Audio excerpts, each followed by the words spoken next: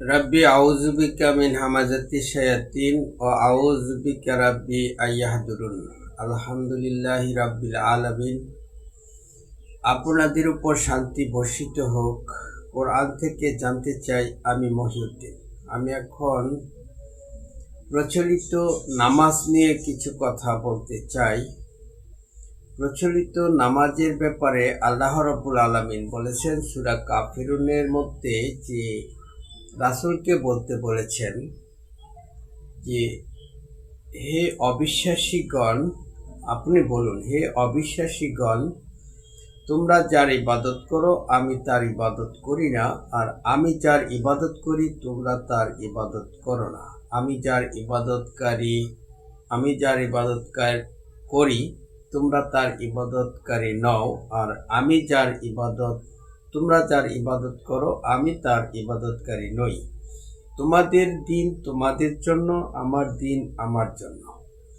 এই যে একটা ফয়সালা অবিশ্বাসীদের ব্যাপারে আল্লাহ রাব্বুল আলামিন বিধান দিয়েছেন, এই ফয়সালা করে দিয়েছেন।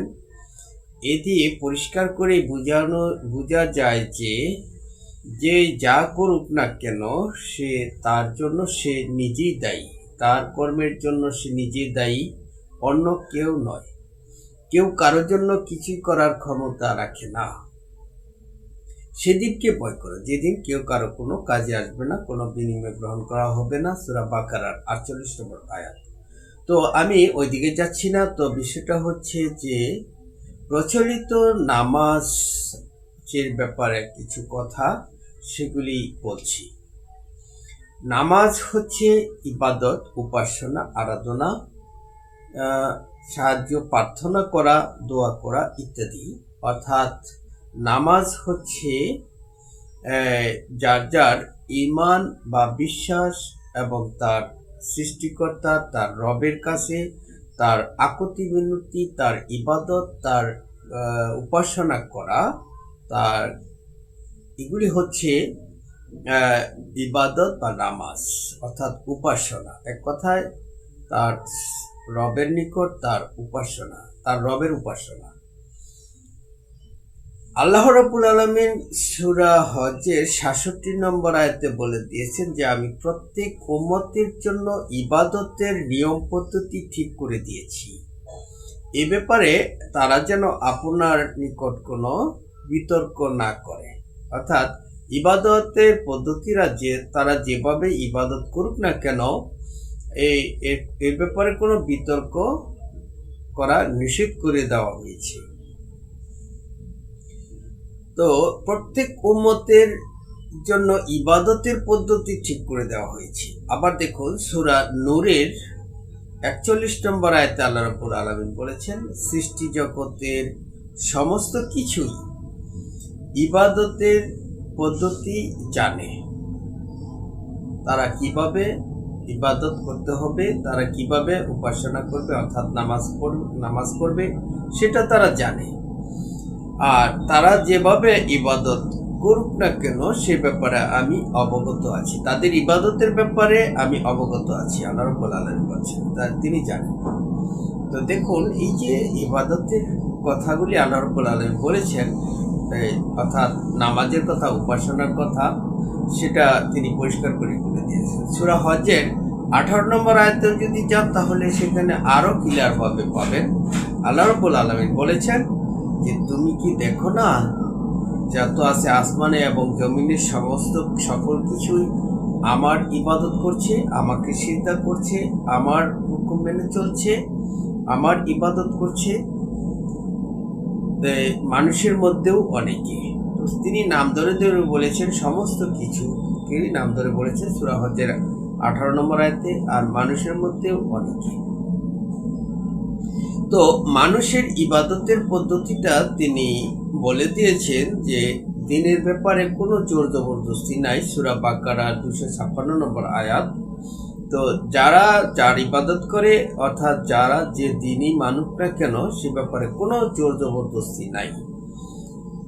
আর সূরা ইউনূসের 99তে বলা হয়েছে আপনি কি তাদের উপর জোর জবরদস্তি করবেন। আবার দেখুন সূরা কাসাসের 56তে বলা হয়েছে আপনার ভালোবাসার কারণে কেউ হেদায়েত পাবে না, আমি জানি, আমি ভালো জানি কে হেদায়েত পাবে। আবার দেখুন সূরা অর্থাৎ তিনি বলেছেন যে তোমরা তাদেরকে গালি দিও না, তাদের রবকে, তাদের মাবুদকে তোমরা গালি দিও না, প্রকান্তরে তারাও তোমার মাবুদকে গালি দিবে তারাও। অর্থাৎ এই যে একটা কম্প্রোমাইজ, যে তাদের সাথে মিলমিশ করা, এটা তিনি বলে দিয়েছেন। অর্থাৎ যার যার ধর্ম, যার যার দিন, তার জন্য যে যেভাবেই করুক তার জন্য সে নিজেই দায়ী। তো আমরা বিশেষ করে আমরা যারা ইবাদত নামাজ পড়ি, প্রচলিত যে নামাজটা আছে যেটা আমরা করে থাকি, এই ব্যাপারে কথা হচ্ছে যে আমরা যদি সঠিক পথে চলতে চাই, অর্থাৎ এই কোরআন তো হচ্ছে মুত্তাকিদের জন্য পথ প্রদর্শক। এই কোরআন যেভাবে পথ দেখিয়েছে সেভাবে যদি আমরা চলি, তাহলে আমরা কিছু বিষয় লক্ষ্য করতে পারি। যেমন সূরা ইখলাসের 4 নম্বর আয়াতে বলা হয়েছে তার সাথে কারো তুলনা নাই। এখানে যদি কেউ তুলনা করে, আল্লাহকে তুলনামূলক শব্দ ব্যবহার করে, তাকে তুলনা করে ডাকে, তাহলে সেটা নিষিদ্ধ কাজ, অর্থাৎ কোরআন অনুযায়ী সে হেদায়েতের পথ পাবে না। তিনি বলেছেন যে আল্লাহকে ডাকো তার সুন্দর সুন্দর নাম ধরে। সুন্দর নামের মধ্যে যা আছে, যেমন রহমান, রহিম,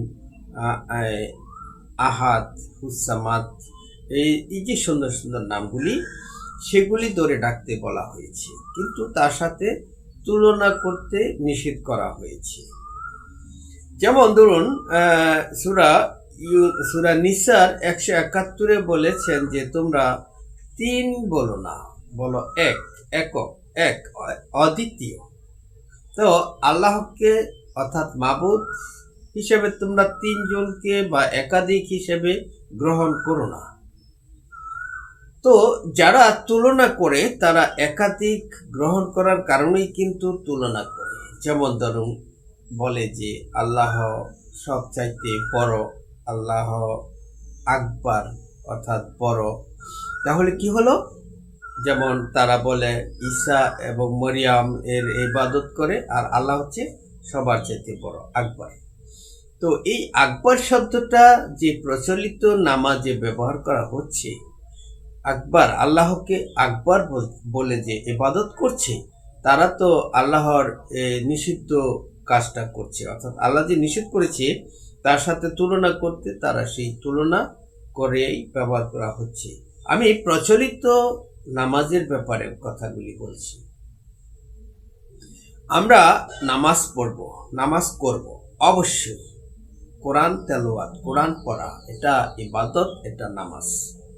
তো আমরা যে অঙ্গভঙ্গিমার মাধ্যমে আমরা বিনয়ের সাথে, অর্থাৎ রুকু সিজদা করব, বিনয়ী হব, এগুলি নামাজ, এটা হচ্ছে ইবাদত। এগুলি আমরা করব, সঠিক পন্থায় করব।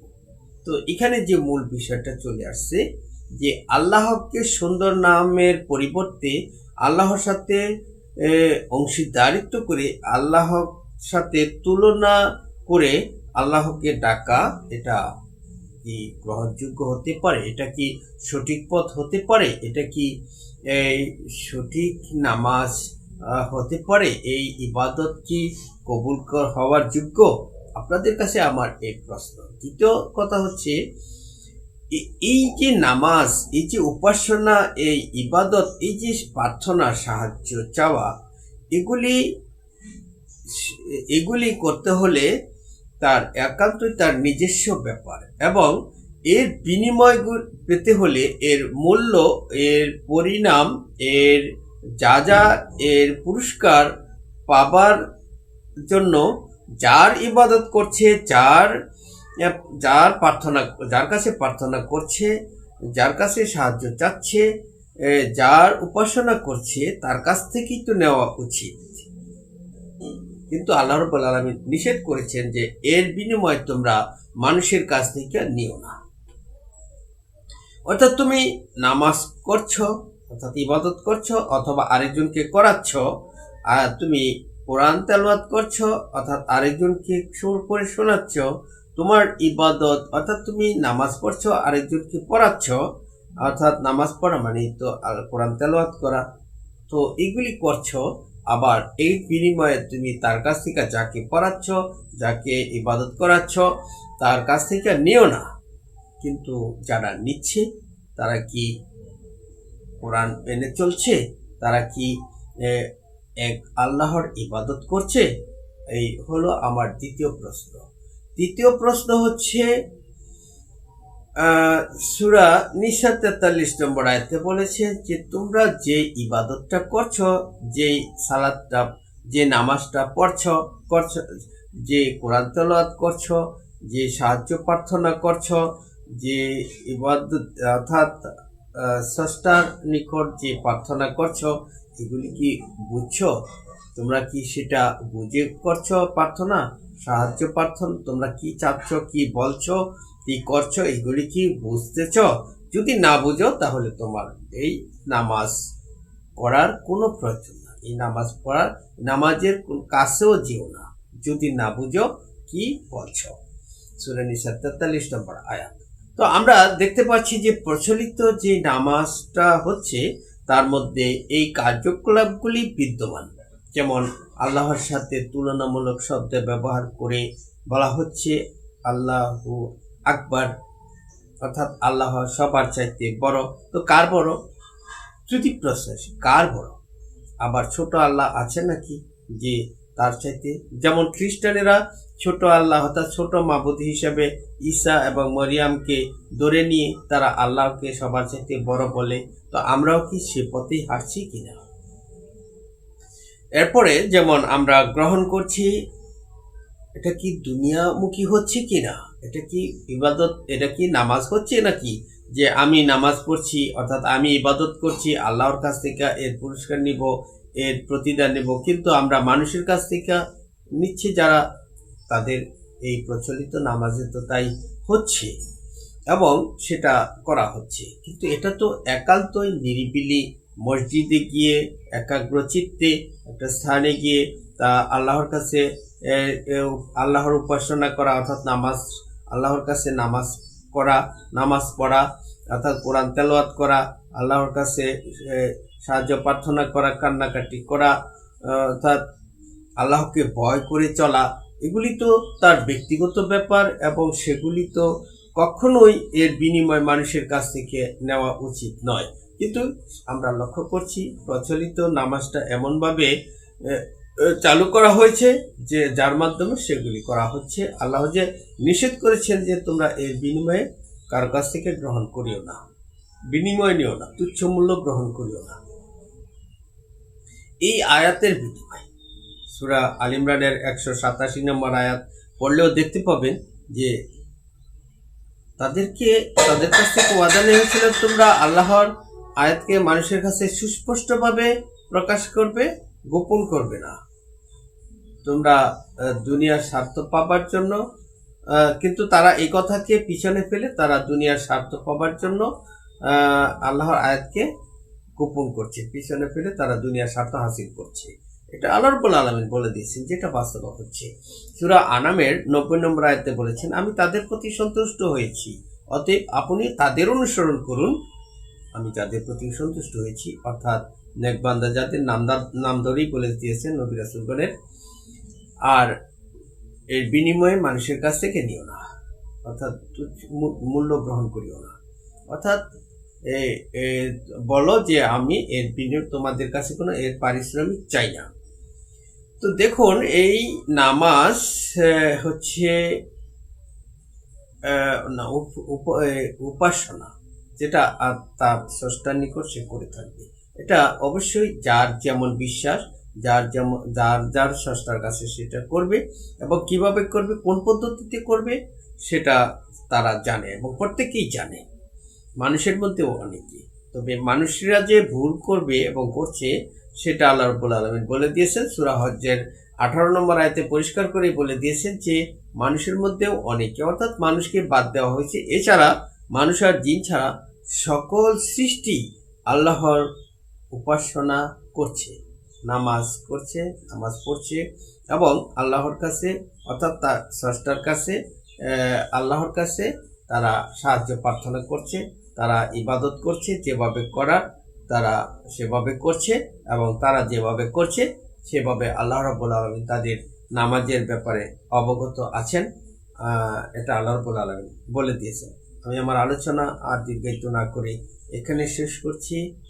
সালামুন আলাইকুম।